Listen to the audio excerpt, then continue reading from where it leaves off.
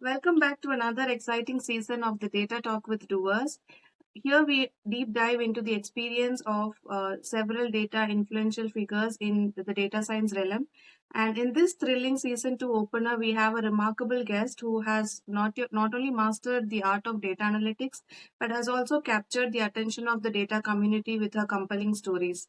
So join me with as we sit down with Princilla, a seasoned data analyst at Hubtel, whose impactful storytelling has gathered an impressive following of across 9,000 on LinkedIn. And Princilla's unique approach to data analytics, coupled with her ability to weave narratives, set her apart in this dynamic world of data science. Throughout this episode, we'll be like exploring several of her data journey, insights, and stories that has shaped her career. And without any further ado, let's get dive into our guest. Hi, Princilla. I'm happy to have you here. I'm happy to be here as well. Thank you so much once again for this amazing opportunity. Thank you. So, you are the first guest of the season 2 of the Data Talk with Doers. Without further ado, let's get started with your background. We would like to know more about where you come from and how has got interested into data career. So, that we can start from there. All right, so you already mentioned it. My name is Princilla, and I'm the first child of three girls. And I come from Ghana, so I'm Ghanaian fully. And throughout my life, I thought I was going to grow up as an artist, to be honest. So I grew up learning how to draw really nice artworks of Cinderellas and then the prince and put all across my room. And so I went on to high school to do journal art. So that was a combination of learning history and bit of literature, right? And I was very afraid of science and maths. They were my nemesis. So when I was continuing to university, I chose an arts program as well, and that was integrated rural arts and industry at the Kwame Nkrumah University of Science and Technology. So what I did in that program was basically pure art. That is using um, maybe bamboo or wood or leather or maybe metals to make art crafts for the market. And it was done in a bid to be able to revive the Ghanaian landscape and how we saw the arts as a whole. And I was very happy for one reason. I didn't use a calculator during my 4 years of the university study.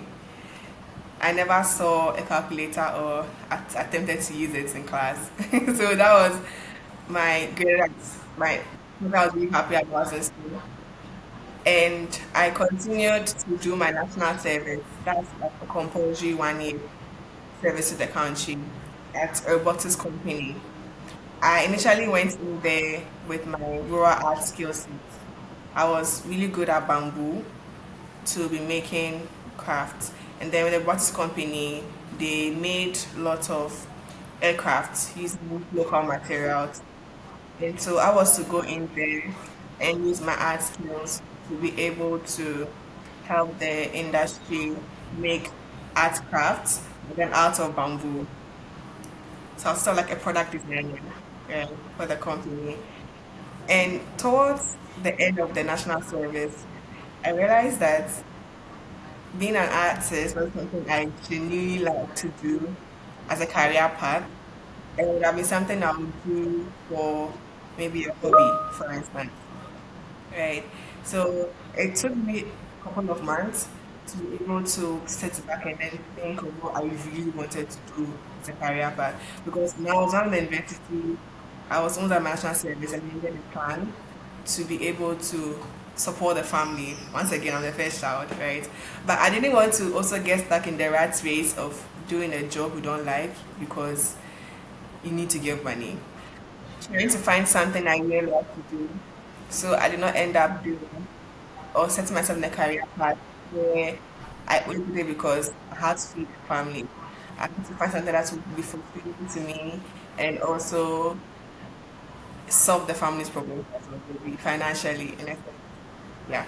So looking deep within, I realized that what I really wanted to do was marketing and advertising, something that I've been very, very passionate about.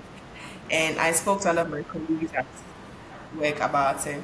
And he advised that I could choose data analytics instead to, because as at 2021, that was the hot thing in town. So I should take a course in data analytics instead.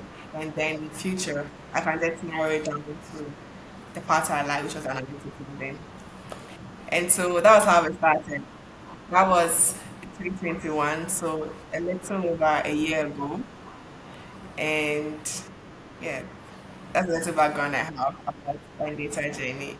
I know it hasn't been a very long time, but the one thing I think propelled my journey was to be able to put myself out there publicly and then tell the world that, hey, this is what I'm learning, this is what I'm doing.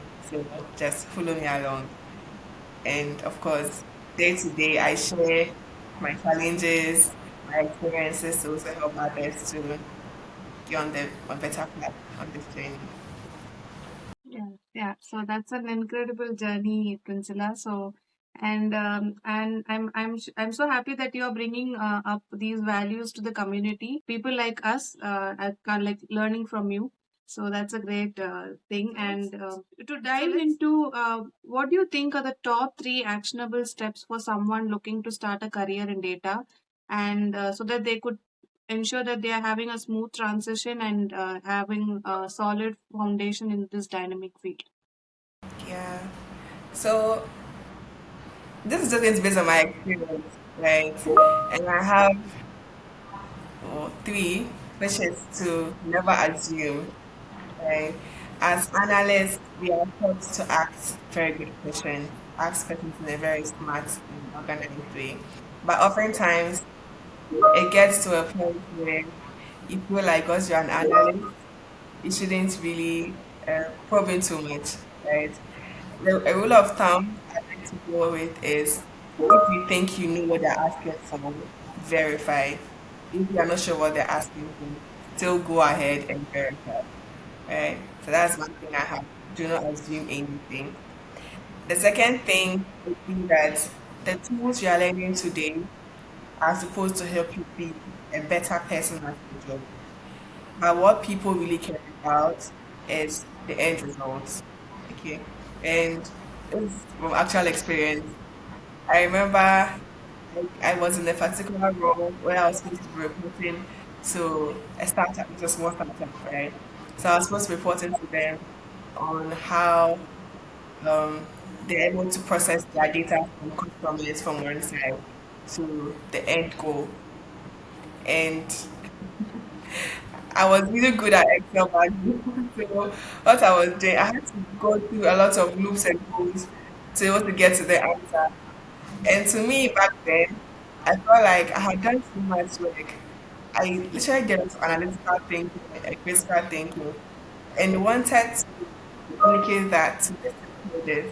So, for instance, if I was to explain why there was maybe a dip in March as compared to other months in the year, I wanted to take my time and explain that for me to be able to understand why that did happen, I went to person A to get used to B to understand why this is thinking.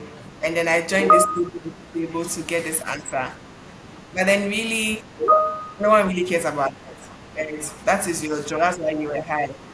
So if you are learning the tool, you should put great emphasis on how you can communicate what you have put together with the tools, and then you're asking of questions and meeting people to be able to tell a good story to the people who are asking of the data, right?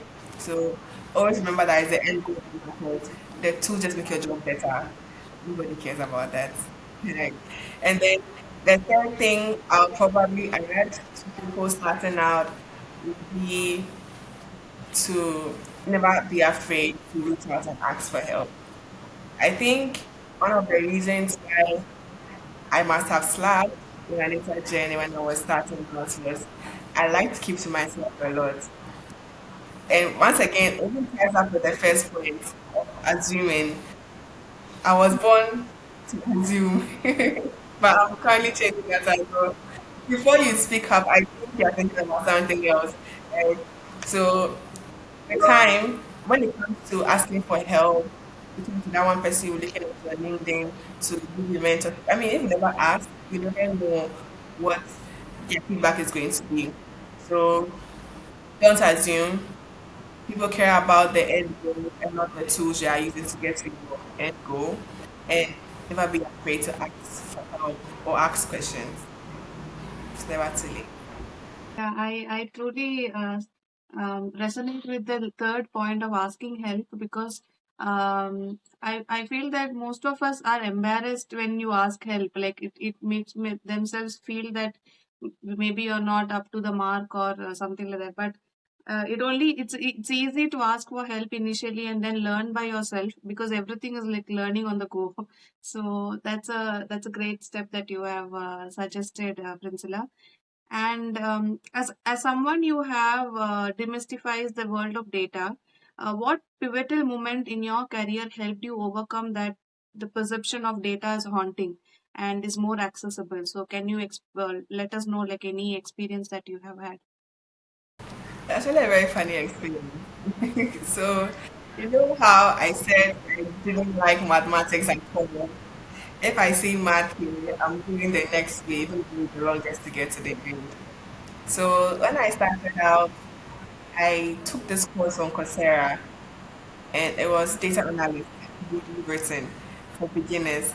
But then the language they focused on was on Python programming.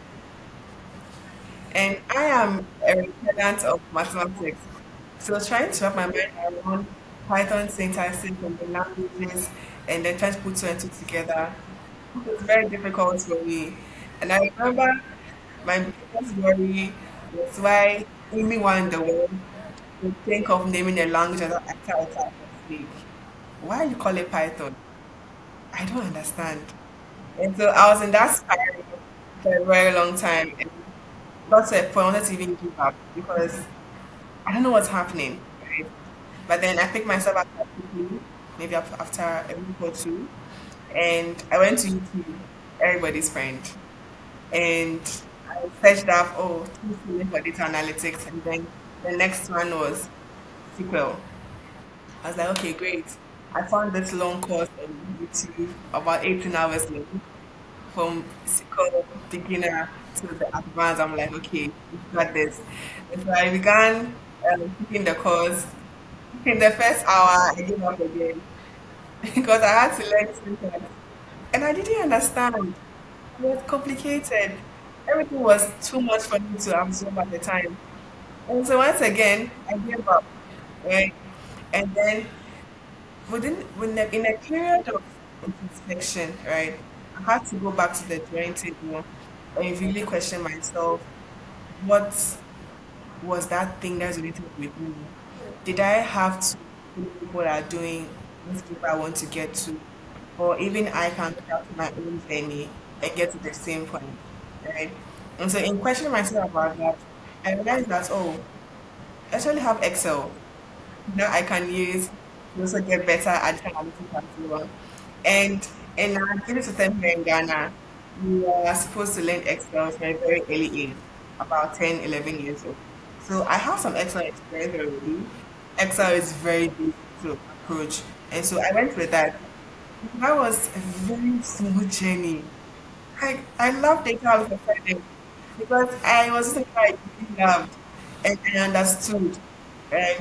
It will surprise you that once I learned Excel, learning SQL was like baby, it was so easy. I was like, why was I struggling so much? Because Excel cleared the path for me, right? And so having that experience, you realize that you don't necessarily have to follow what everybody's saying to make your data journey a reality. I recently made a post about this experience, and then someone commented that yes, I tried Python programming to Excel. My mind was blown. Like how Python? But it has its own journey as well, right? Then you have to follow somebody's path to get to your own. It's really about what is simple to you, and then start from there and narrow it down to that goes to be a data analyst, right? So what makes us visible to me really is combining the uniqueness, which is using X as a starting point, and then simplicity. Doesn't have to be too big, right? Yeah. Great. Thank you for sharing that, Princilla. So, data being the most dynamic field, it constantly evolves. So, what advice do you have for aspiring data professionals to navigate the complexity and embrace the continuous change in tools and methodologies in 2024? Yeah, I would say to upskill, right? And this is from experience as well. So his time with the Excel skill as well. So I've used it as a very long time, right? And then got to a point where I thought, you know what? I think I'm an Excel guru. I think I'm there. I don't have to know about Excel anymore. So I'll find Excel tutorial on YouTube, and I'm like, that's it. I'm going to the next tool. And I embarked on a project, and then I had to clean data, of course. And I knew myself to be Excel guru. I mean, that it was open in Excel, so I was seamlessly working around, scrolling through the sheets and then cleaning, and then there was this one column that was very wrong in terms of the formatting. Right? It was supposed to be a number, somewhat, but it was improperly formatted, and no matter all the tools, the functions, I mean, I used to try and straighten the column out, it wasn't working. Nothing was happening. I used every trick I knew under the book, but nothing was happening. And so I think it took me about 2 hours just to clean that one column to perfection. And then the answer was a clean function, literally equal to clean and then the bracket. And I never knew about it. I didn't even know it existed. Right? But if I had just started my ignorance and then be like, I think I know Excel at this point, so that's the end, I would never know the clean concept existed. I recently learned about financial analysis. I realized that Excel function called literally like human parts, ABS. There's a function. And you never know if you're going to upskill, right? And I'm saying this with the classes because when I mean, navigating data analytics alone is a hurdle in a sense, right? Being able to get a career in comfortable sitting that it gives you the perception that you are there, right? But then it's not what it is. So keep in mind if it's a calendar you want to go by every 2 months or 3 months to take a new course or you take new challenges in the field, it would accelerate your career. And if you are new, kudos to you. That's the best way to go ahead. So considering the innovative analytic techniques coming up and the trends that are being followed, what do you think? Like, do you what trends and techniques do you predict will make a significant impact in 2024, and how can a data professional stay ahead of that curve? So for the what I can see to do in 2024 would probably be two things, right? 2023, we saw a lot of generative AI all over the place. We have that, we have ChatGPT, we have Llama and all of that. But then all of these are experimental, like just to be on the market and then see how it's going to perform. I'd say in 2024, more of a refinement of these products from experimental to provision of value in organizations. So instead of going to Google Bar to tell you something that's happening today, you get less wrong answers and more accurate ones. Right? That is one. And I also see under refinement in data titles, roles, right? So what I mean is today we have everyone's a data analyst, right? And it's a very broad term. Take me for instance, I'm an analyst, but I'm doing research and I'm doing this as well, right? So you're going to see a more refined title for this role. So instead of an data analyst, may have a role title like data security specialist, right? Or AI governance specialist, or data product protection specialist. Yeah, so that's more refined and it's able to find your talent or expertise they are bringing to the team to reach a common goal as an organization. Right. Yeah, that makes sense. And I can totally see that happening with respect to titles because I'm kind of job searching right now, and there are like so many titles, and the core is actually data analytics. So that I can see that happening now. And throughout your career, what challenges have you faced in implementing analytic solutions for businesses, and what valuable lessons did you learn from them? And you would like to share from to all of us? What I realized is that data analytics is not a people role. It's not something that you can do from your own corner and then expect them to get your insights. Uh, Throughout my role as an analyst, I've had to talk with people, be it users, be it customer service team, or actually be on the field to see how things are happening, just able to spot loopholes and then figure it out. But then I, on the other hand, I like to call myself an introvert, right? I am introverted in a sense.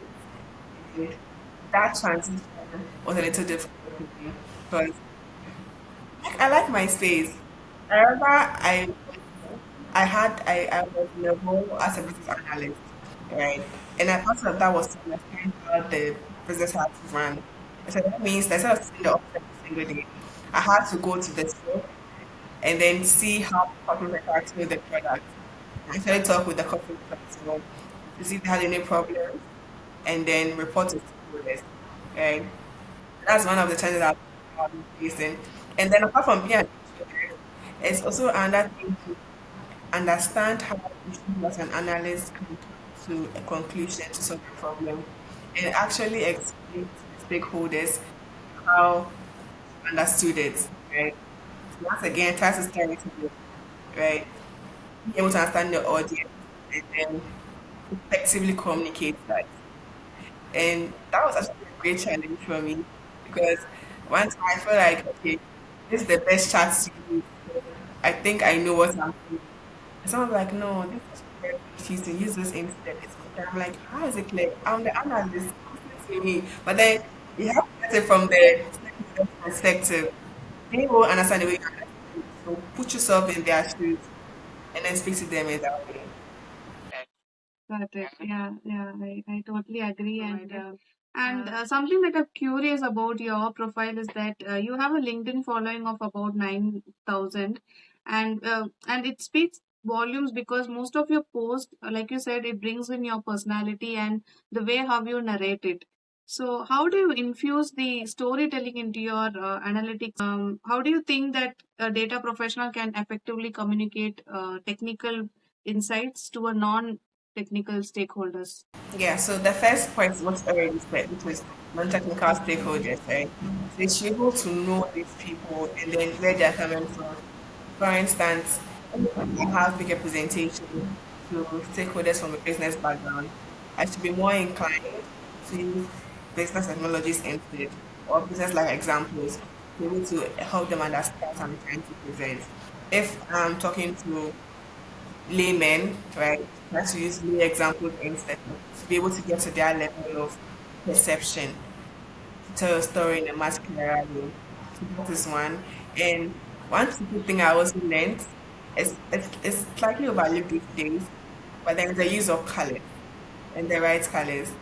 I remember I was presenting to one of my stakeholders, like one on one, and I used the color brown for a chart. Why is this red? And I'm like, no, it's brown. And it's like, no, I can see red. Can you see red? I said, I'm seeing brown because I'm going to the color brown. And then that's how using the wrong colors can sometimes, because imagine if I saw it to the entire room and then I don't know who's colorblind, but if I'm seeing brown and then she's seeing red, it could even give room for more confusion in the space, right? Unlike where you're using line neutral colors like for colors. perceive everything clearly, right? And then the proper one too would be the use of the right instruments, right? It would be very overwhelming to go and use to try to display maybe 50 categories, but then with a pie chart. That's like a national cake. Nobody, right? And also, so it's more like find the right way to use the right charts to the right audience. Right? If you're trying to show a tree map to a layman, they're going to be very confused because nobody knows what tree map is. Most people don't know that, right? If you're using a bar chart or a bar chart is similar to a layman, it's going to be easily perceived to them as a whole. Yeah, that makes sense. And I think that helps a lot of people who prepare for the behavioral question because as I'm preparing for the job search, it gives a perfect answer of how you could tackle a non-technical stakeholder. So that's a great answer. So the next section is the rapid fire, and I'm so excited with this round because this is something that I thought why not add something new for the season two, and so let's get started. It's going to be just a this or that question. It's not going to be a highly technical question. So the first question I would like to ask is, what do you prefer for data querying, SQL or Python? SQL. Away from Python. Away from SQL. And for charts, is it pie charts or bar graphs? I'll choose bar graphs. Yes. I'll choose bar graphs. Yeah. And the most unusual data set that you have ever worked with? Was from Cargo, and I was like, I'm new to this space. Let's challenge myself, and I just downloaded something. I didn't read the content. I didn't know how to find it again. It was the messiest I've ever come across. I don't know where it is. I think it's it, but I think it was something on. Was it? Was it? I think. So what I was trying to do back then was try to just put together my analytics skills, and I took some data so that was supposed to be machine learning data sets, so a lot of ones and zeros, and that to me was just I didn't know how to go about it. That was then today I figure it out. So yeah. So, if data had a personality, what would it be? Like, if you are infusing your personality into data, what would that data be like? Hmm, that's tricky. Like, is it more like something that you are, maybe you can think about a data that is something that you are passionate about, or something that you literally want to be it could be a side project that you want to invest because not every data that you handle is going to be your favorite data. So Yeah, I'm trying to. There's this movie in my head. How to break the name out is difficult. I don't know. I think it's a detective movie. I have so many answers. Let me put down and remember. So there's this movie, right, of a lady that kept dying multiple times. I don't know. I've forgotten the name, but I'll probably attribute it to that because to me, that's personality is to some sort of resilience, right? Because she kept dying and then she just kept coming back. I can't remember the name. She had red hair. I don't know, but it will probably resonate with the personality of somebody who's very resilient, impactful, right? Because data not, it's not exactly the friendly, it's not exactly the best you want to work every single time. And you're always met with a mess. Actually try and find a way out to navigate, right? And coding is an easy job as well. It's not, right? But then that resilience and the tax penalty always apply to it. That makes it a tad bit easier every single time. I can't remember the name. I'll probably send it to you later. I'll find it and let you know. But there's never with that of resilience. I think that's yeah. so do you prefer data visualization, Tableau, Power BI or Looker? Power BI. That's because I love it. I always use Power BI from there. I hardly use Looker. I've not used Looker before actually, but I have tried my hands to Tableau in the past. What I love is Power BI for now. The future might hold something different. Yeah. And so, if your analytic style had a soundtrack, what song would it be? So I grew up listening to country music, right? So there's this song that I had a broken heart when I was very young, and I used to play a lot of times, sort of like get off the broken heart experience. So that would be Desperately.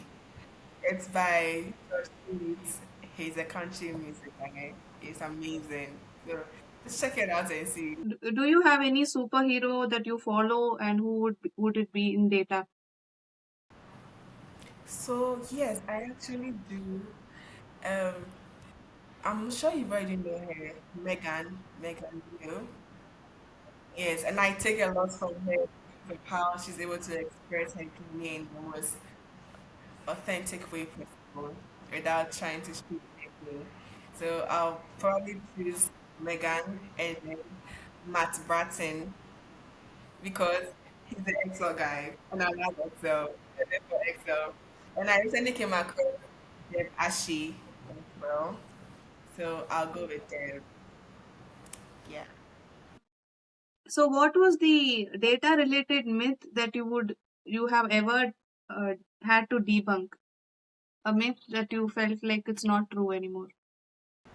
Yeah, so I think the statistics, right? And whenever I talk about this on LinkedIn, it has a lot of backlash. But then here's what I'm trying to say. You don't necessarily have to understand how ANOVA works or computational tables work to be able to become a data analyst, right? Of course, you need basic statistics, right?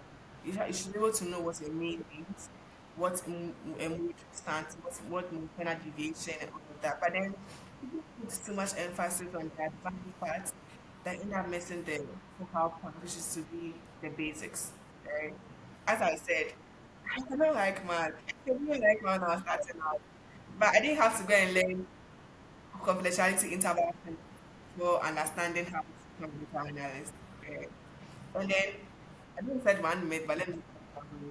And that would be that you need a degree in data to be able to understand to become a data analyst. And I I'm an arts person, as I already said. Artist throughout my life, still I'm an artist. And then what's really helping me to ground the job that I've had in the past and now is those really transferable skills. So are you very good at communicating? Are you good at storytelling? How are you like with people? You understand? Are you a conversational person? Because all these things are very important to become a data analyst. I landed a job in the past and then after I got the job, I was told that there were two candidates. One was a master's degree in that particular role. Then I was like the outsider. And what gave me the leverage was my conversational skills in the interview. You get it? So at that point, because the employer was like, he can always teach people how to use the tools. I can never train you on how to teach a personality to do the job that you are currently in. You understand? Your personality is always your personality. Your soft skills are always soft skills. They are always transferred. The skills can be taught. If on YouTube, probably, I can buy them. I can't necessarily buy a soft skill to learn in 3 days or something. So, what is your favorite data related gadgets or tool? Excel. I live for Excel. I did a whole Excel series trying to get people to get on the Excel board. So Excel all the way. I think that's all we have for the rapid fire, and I'm sure it was very interesting for me to hear from your responses, and I'm sure it might have been fun for you as well to. It was. I just got to my inner child moment. So just over the place and excited.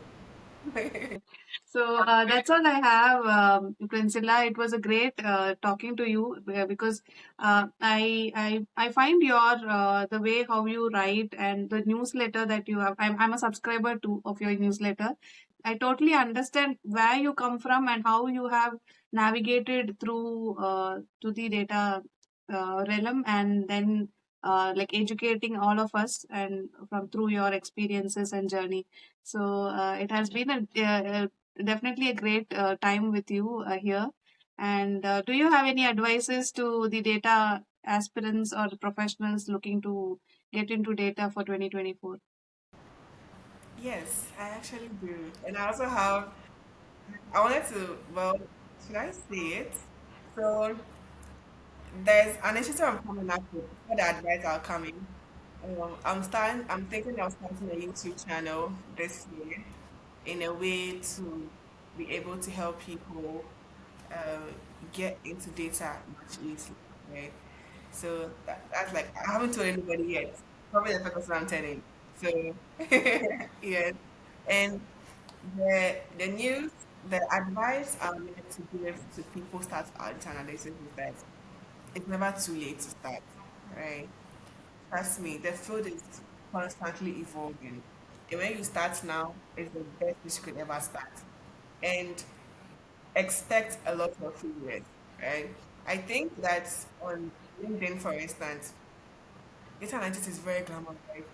It looks like it's one of the best jobs in the world. And once you get the job, you get to work remotely, you're by the beach side, or you're in the mountains and you're working from. It's not like that most of the times, right? And for you to even get there, a lot of resilience, a lot of midnight candles you have to burn to understand the tools you need to get to those jobs in the first place. And in between all of these ones, there's a lot of moments of trying to give up. Trust me, it will come, right? But then always try to keep in mind the one reason why you started. Okay. It could be because of family, because of fulfillment, try to find that one thing, and that's what's going to keep you. That's what's going to keep you going. Because I remember when I was starting out, posting on LinkedIn, someone reached out to me. I want to become a data analyst. I'm okay, fine. Why do you become a data analyst? And he was confused. And very soon after, he dropped off because he couldn't find out why as to propel the dream even further. Right? So I find out why you want to be a data analyst. Like whenever you have those expected failures in your way, you would know how to navigate it easily. That's actually a great advice. In fact, never late to start is something that most people get scared of, because data has been there for quite a while, and still there is a huge transition happening. People are still interested in data. So that's a definitely a great advice to a lot of youngsters or anybody. Like it can be a senior too. So yeah, it was a great time having you on this show, Princilla. So, thank you so much. I am once again I'm very excited to be a part of your show.